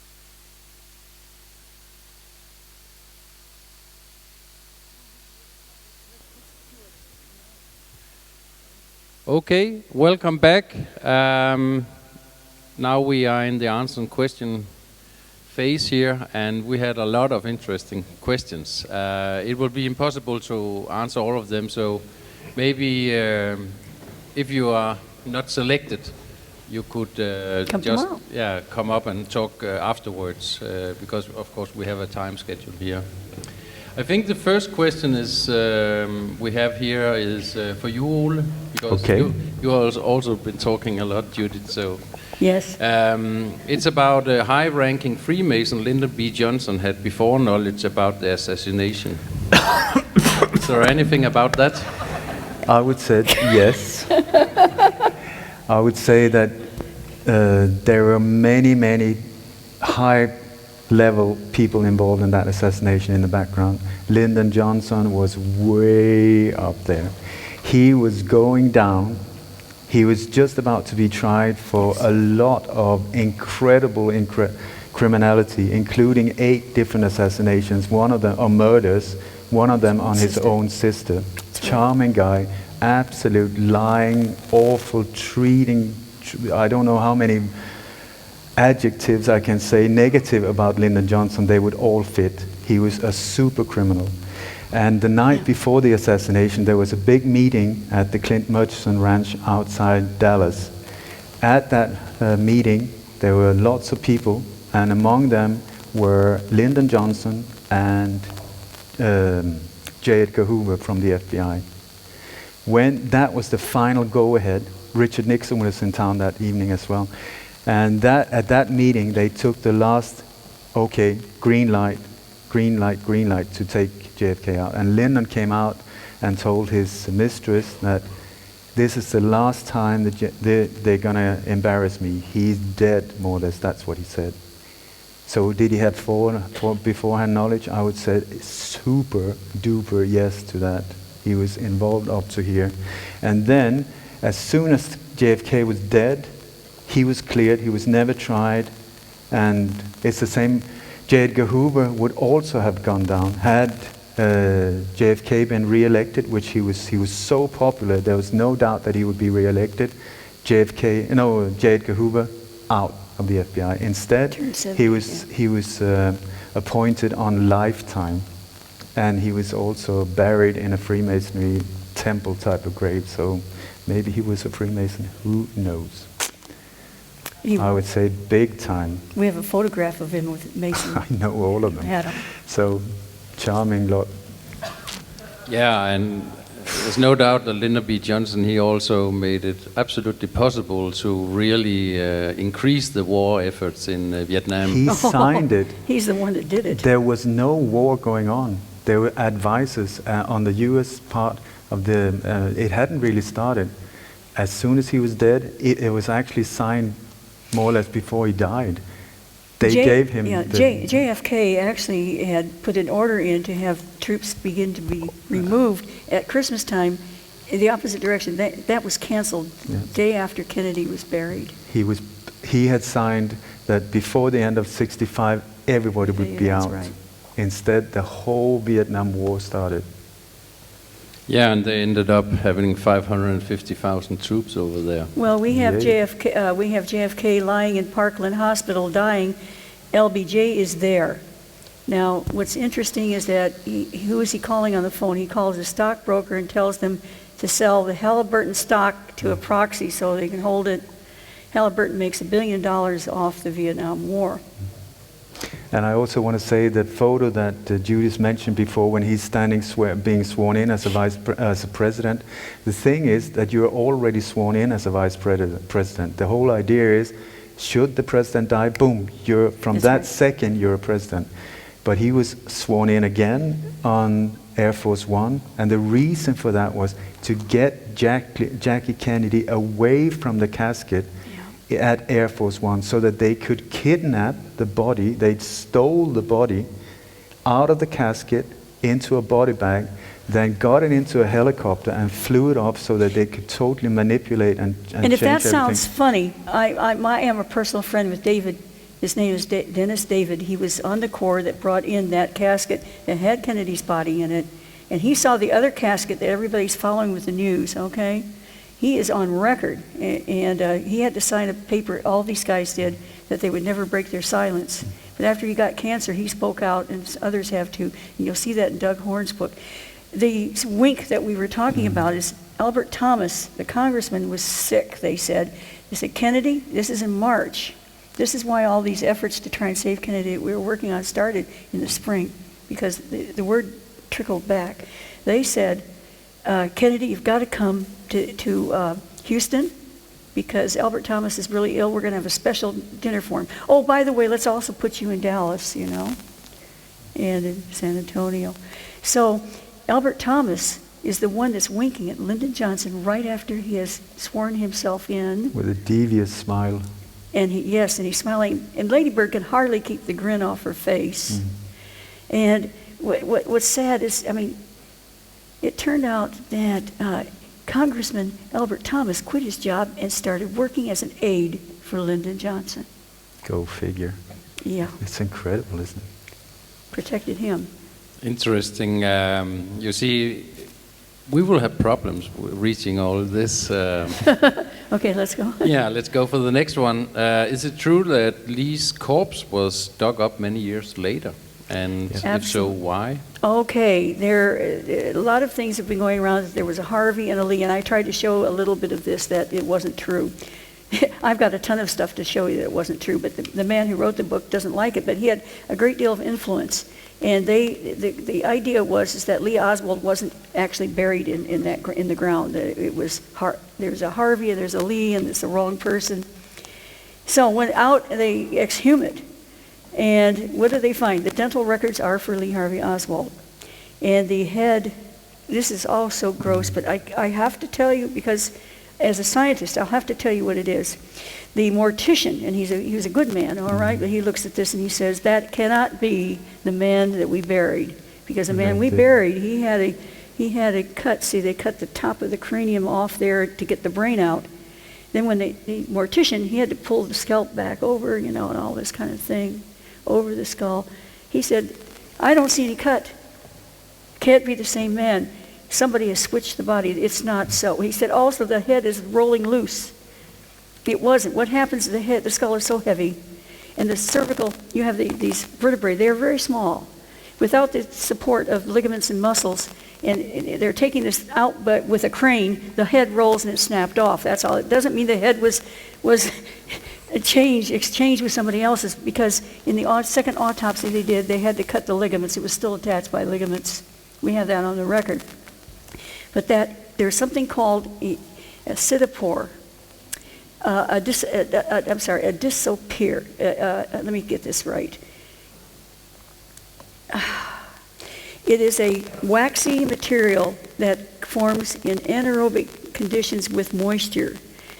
Lee's grave, if you know your geology, you'll find is based on a substratum there of clay. Every time it rains, the clay heaves up, and when it dries out, which it does a lot in Texas, it goes down again. We have, over the years, 20 years there, we have the grave going up and down, and it broke. They say it got broken into. That's not what happened, geologically speaking. And then when it broke, then moisture could get in, and so we have a partial mummification of this head. And because of the way it did it, with the scalp pulled over and this waxy material, you couldn't see the cut. So the mortician thought it hadn't been cut. He thought it was a different head, you see. It's awful. Now, the whole thing about the body being substituted, they also talk about that J.D. Tippett, that his body was taken all the way to Bethesda, Maryland there, and that it was his body that was looked at and his head that was x-rayed instead of Kennedy's and so on, because we know there was a switch made. This is not true. We have photographs and actual film of more than 1,000 troopers going by the open coffin of J.D. Tippett, who was supposedly shipped all the way. So we have a lot of fake stories out there that can convince people, like it was Jackie Kennedy that shot her husband, or it was the driver and all this stuff. Dennis David will tell you, yes, that the body of Kennedy was brought in a plain pine box in a body bag, and this fancy casket was empty. And you know what? They didn't give us a chance to figure out about that fancy casket or to look for bodily fluids. You know what they did? They said because, he had died in it, they dumped that casket at sea. You'll never be able to check to see if the body had ever reached anywhere, because you should have had fluids or marks in the casket showing it was in there. But we'll never know because they dumped it at sea. Yeah. I just want to say that James Files, who is the shooter behind the picket fence, most likely, I totally believe him after many years. I know you've been in direct touch with him. He's in jail now, or he's been for many years. He was very involved with what was called Operation 40, which was a team of assassins. He was involved in many different hits, one of them blowing up Orlando Lettier in Washington and so on. And he said that he overheard Ted Shackley, which was the head of covert operations for the Western Hemisphere after David Atlee Phillips, both of them very connected with Operation 40, this top secret team of assassins that were involved in the JFK assassination. And many other assassinations. So many. Yeah. But James Files says that he overheard Ted Shackley say, well, we dumped JFK's body out at sea anyway. So it's not... We'll find out if they ever expose it. We had Joe West, who wanted to exhume the body of JFK to find out if it was there. Suddenly he gets a heart attack and dies. We'll talk about heart attacks at the next time and where some of them may have come from. Okay, maybe we'll go on, huh? Yeah, then we have a question. A Danish JFK researcher claims that there was two Lee Harvey Oswald. There was a brown eye and there was a blue eye. Yeah, no, and the person who claims this, John Armstrong, doesn't like me very much, as you can imagine. But they have actually, you go on the website, I've got a picture, I showed you the Happy Marine, Lee doing that. They've taken this picture and bloated it up and made it fatter, and they said this is the Lee and that's not the Harvey. They have taken pictures of Lee. That we have his mugshot from November 22nd when he was photographed. You take that original mugshot, it's been copied. They have a big, fat, wide picture of Lee's same face. They have messed up the photographs, and they also said that there was a Marguerite number 1 and a Marguerite number 2, and the two separate families the CIA raised. Get this, this man talks about how different both of these guys were. If they're so different, why did they try and make one act as the other? How is it that two 12-year-old boys could be expected to grow to the same height and the same, almost look identical, and that their families would never say a word? Because not one person has ever said, yes, I was involved with, this family or the other. And does he like me? No. He said, I only knew Harvey, and Harvey never did this, Harvey never did that. Harvey's body substituted the head and the coffin and all the things we've talked about. It is a 1,000-page bunch of, and that's when I said about Ernst Titovets, who said that Lee could not speak any Russian. It's from the same book that says there was a Harvey and a Lee, and he lied. Can I just say that there are very so-called powerful forces behind that assassinations on a very high level. Yeah, still. They have, funds that are unlimited to try and cover this up. So there's so many of these so-called books also out there totally to discredit real witnesses. Oh yeah, like you have Vince Bugliosi, who recently died. His book was very famous, Reclaiming History, the true history, reclaiming. And he said, of course, that Lee did this, that, and the other, and so on. He has some writing about me. You know what he said I was? He said he got this from people who, they fed him this line. He never talked to me. He's supposed to have done all this research. You know what he said I was? He said I was a bored housewife who lived in Louisiana, who flipped burgers for a living, and I tried to get myself some attention. Yeah, you can read it for yourself. It's quite a career. Yeah, I've done everything. So it gets pretty bad and appalling. And of course they quote that and say, Bugliosi says this about her, she can't have done any of these other things. And what is really tricky with a lot of this information is that they often give maybe 80% of the truth, some of it that was not known before, so that you go, whoa, I had no idea that really, and then 20% pure lies to undermine real There's truth. a memorandum out there. It says clearly, it's sent to the new head of the CIA that Kennedy had put in place of Dulles. And it says Lee Oswald did do all these things. He was with the CIA, and it's all signed and it's fantastic document. But there's a problem with the document. It's stamped confidential. It should have been stamped top secret. Therefore, they can say, look, everything in here, somebody made all this up, it's all a lie. So they throw out the truth. Because if this document is not true, then all the things said in it can't be true. So they'll do things like that.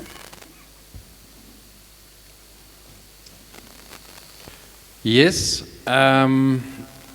We have another question here, and that's for you, Judyth. How have the CIA been treating you since the assassination? Have you been interrogated or threatened in any way? Nor has Jim Files or anything like that. Here's what happens. I was doing some cancer research at St. Francis College.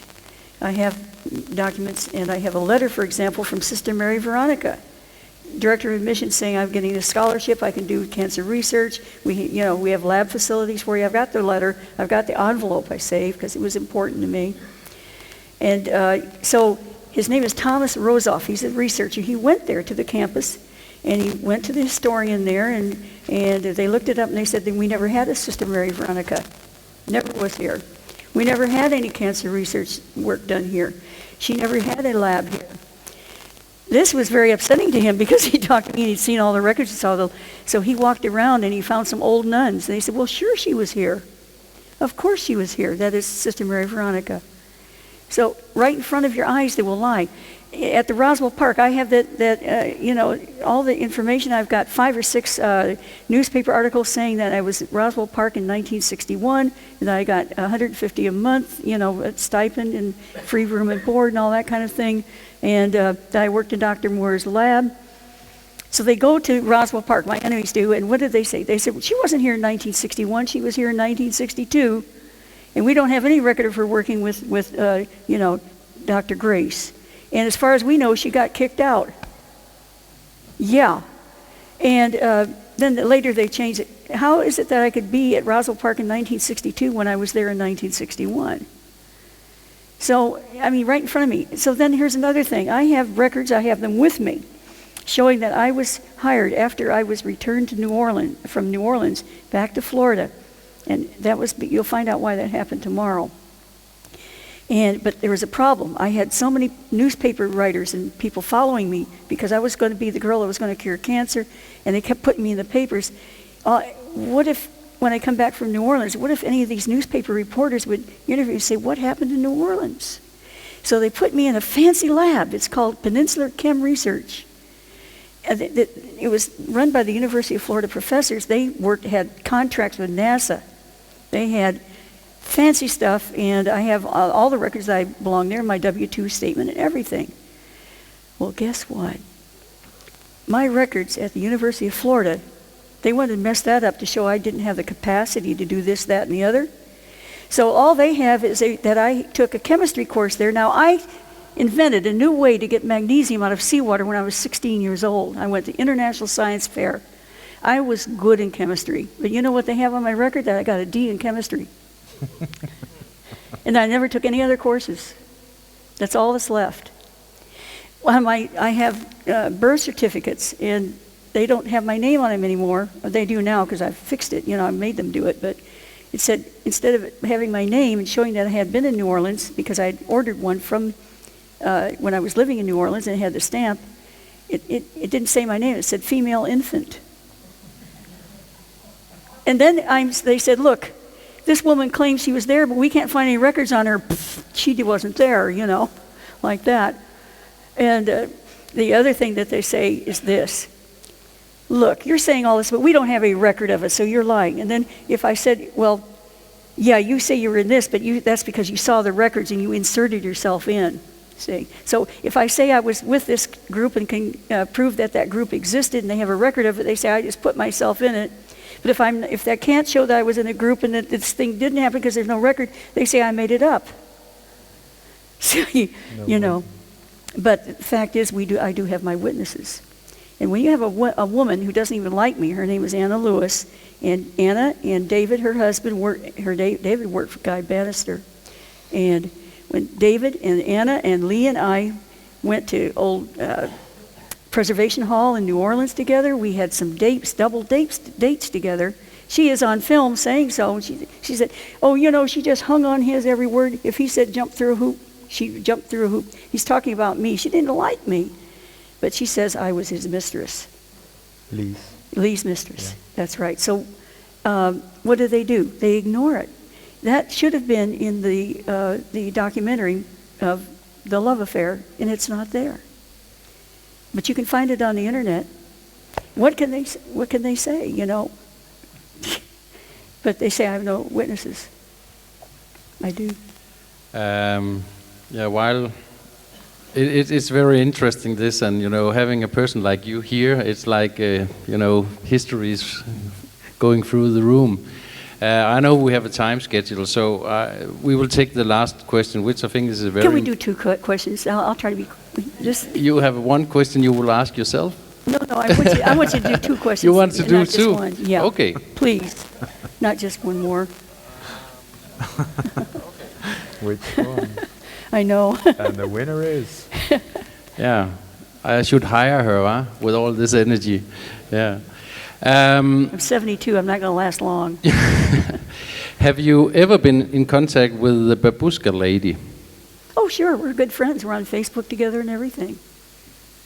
She sang at my... I started conferences in New Orleans and in Dallas. And this babushka lady also gets, her share of...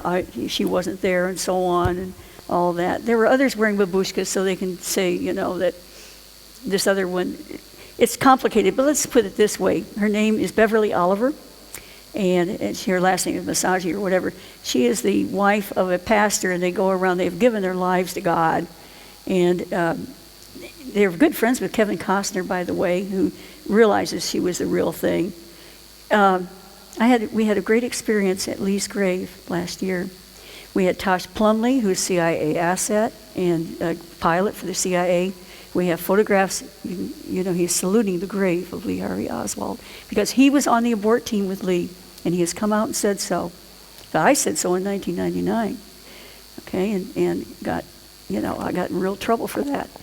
And what is this about Beverly Oliver? She's there at the grave too, and she's saying Amazing Grace at Lee's grave. And the grave is covered with flowers. These are fresh flowers that people, and their messages to Lee. Here's how the media took it. On November 22nd last year, they said, look, we went out to, we've got picture Kennedy's grave. 2013. And all these people are here. We went out to Oswald's grave on the 22nd. Nobody's there. Just 2 people. Well, the fact is, he didn't die on the 22nd. He died on the 24th. On the 24th, it was loaded with people and flowers and everything. But the media said nobody cared about Oswald. They do care because they've learned what you've learned today. They've read the book. They've understood. They've met me. And I've been doing this now so long that we are actually holding Oswald Conference. It is called the annual Oswald Conference. We don't say, did he do it or anything. New Orleans knows better. We have had so many witnesses. Witnesses have come forward and said, I'm too scared to say that you and Lee, that I saw you together, but I'm going to tell people. But they won't go on record. So the whole New Orleans is ours. They understand the truth. It's wonderful.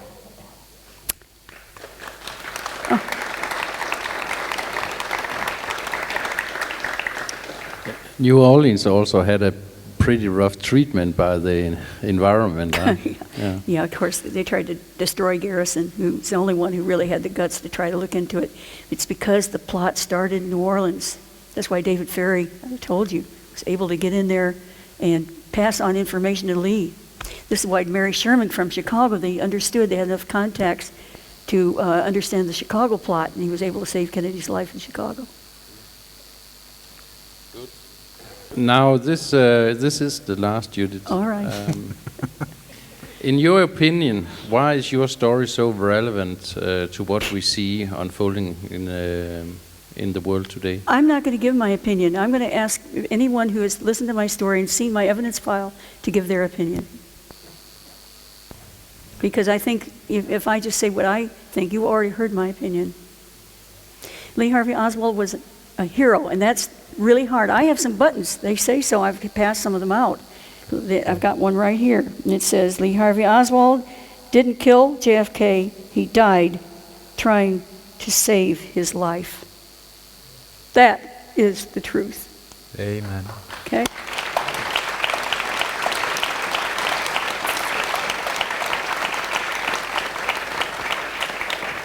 And thank you for having open minds. That's what this conference is about. It makes a big difference. Yeah, I think it was a fantastic ending. I couldn't have written it better myself. So should we give them both a big hand? Oh, not again, not again.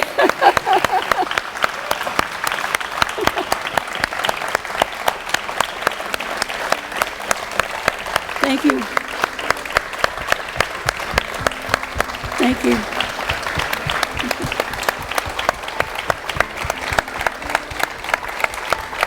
I hope Lee can hear this.